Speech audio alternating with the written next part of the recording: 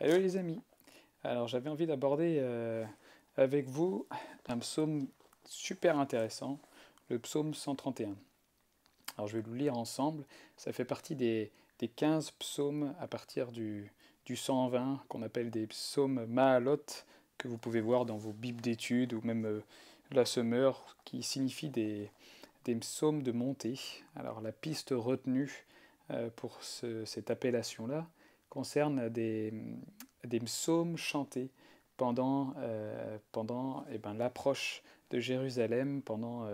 l'accès au temple pour les grandes fêtes solennelles dans l'année, en particulier pendant le pèlerinage annuel du peuple juif dispersé. Donc c'était des chants ou des psaumes a priori chantés ou récités avant d'accéder au temple, avant d'accéder au temps des sacrifices, au moment d'exultation, des chants, du bruit, de la foule, des odeurs particulières du sang grillé. Et ben David nous donne un aperçu où je trouve un détail assez important.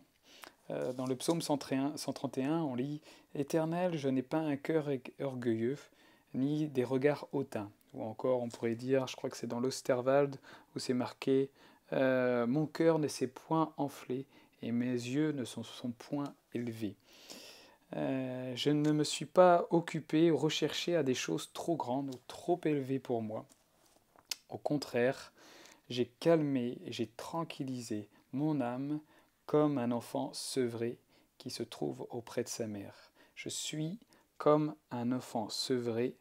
mon âme en moi est un enfant sevré, comme un enfant sevré. Ensuite, le dernier verset, Israël, mets ton espoir en l'Éternel dès maintenant et pour toujours. Euh, Là où je vais focaliser un peu plus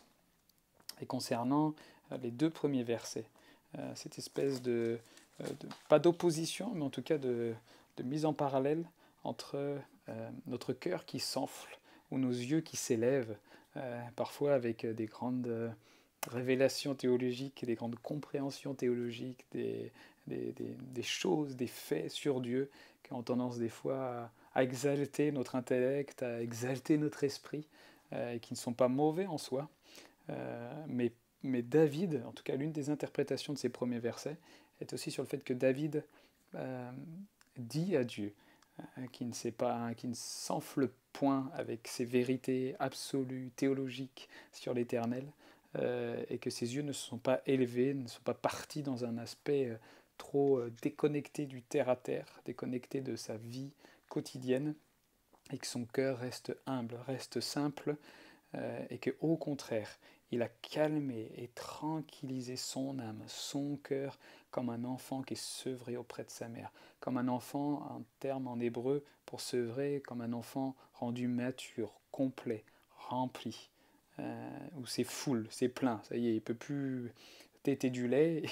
la barrique est pleine. Ben c'est la même signification, que son âme est comme un enfant sevré auprès de sa mère, son âme qu'il a tranquillisé, qu'il a calmé au fond de lui, dans la présence de Dieu, de l'Éternel, est comme un enfant rempli,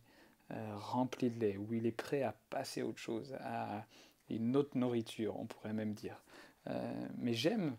cette espèce de parallèle entre un cœur qui va rester simple, humble, connecté à la terre, connecté au quotidien de sa vie, et pas exalté dans des vérités absolues, théologiques, extrêmes, suprêmes, de qui est Dieu, de qui est l'Éternel, mais où il a appris à rendre calme, à tranquilliser son cœur, son âme. On va revenir au sujet du silence, dans d'autres vidéos on l'a déjà abordé, mais l'importance dans les termes calme et tranquillisé, enfin calmer et tranquilliser en hébreu, à cette connexion si étroite avec le silence. Où le verset dans l'un des psaumes dit Restez silencieux ou soyez en silence devant moi et reconnaissez qui je suis, en parlant de Dieu, l'Éternel. Cet environnement, cette atmosphère de silence qu'on développe, qu'on apprend dans notre cœur, dans notre être intérieur, non pas comme un silence, comme un état en lui-même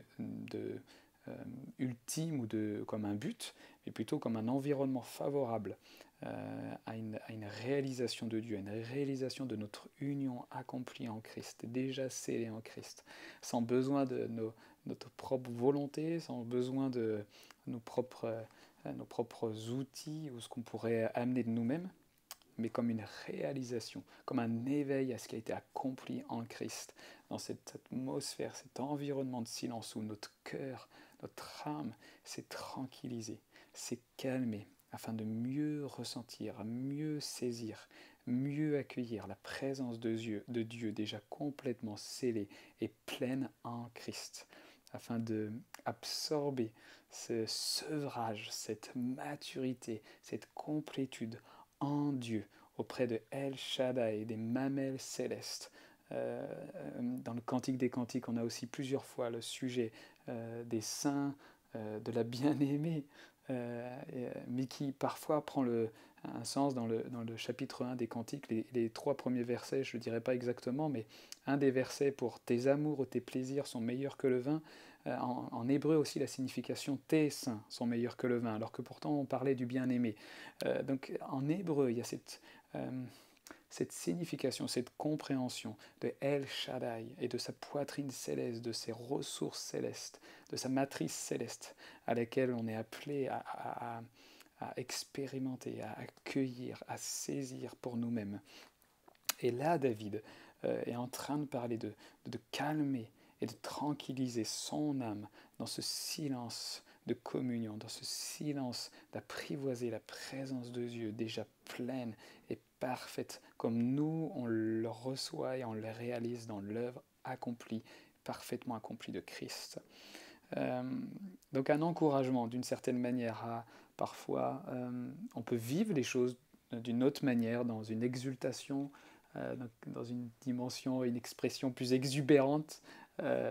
plus physique encore, de la joie, de l'allégresse, la réjouissance, de cet amour si immense, si incompréhensible, si insondable, de Christ, du Dieu vivant dedans de nous. Euh, cette facette et cette expression qu'on peut avoir de cette réjouissance, de cette exultation peut faire partie oui, de notre piété, d'exprimer notre reconnaissance de cet amour si grand. Mais David parle bien d'une sorte de préparation, si on peut mettre ce terme, à calmer et tranquilliser son âme, afin de saisir l'éveil, la réalisation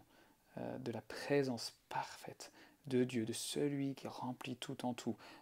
dont la gloire remplit cette terre, dont le psaume 33, où sa bonté remplit toute la terre, où on réalise, où nos yeux s'ouvrent, où notre esprit est engagé à toucher et goûter combien Dieu est déjà présent et fait un avec nous, où notre esprit fait un seul esprit avec lui, comme dira Paul. Voilà, donc qu'on soit encouragé à ne pas avoir peur du silence, comme une sorte d'environnement où on est livré à nous-mêmes, mais au contraire où c'est un environnement favorable à ce que nos sens intérieurs, notre homme intérieur, notre être intérieur apprend à réaliser Dieu, à saisir Dieu, à toucher le cœur où demeure l'Éternel, le Dieu vivant, Christ en nous, l'Esprit de Jésus-Christ, lui en nous, nous en lui.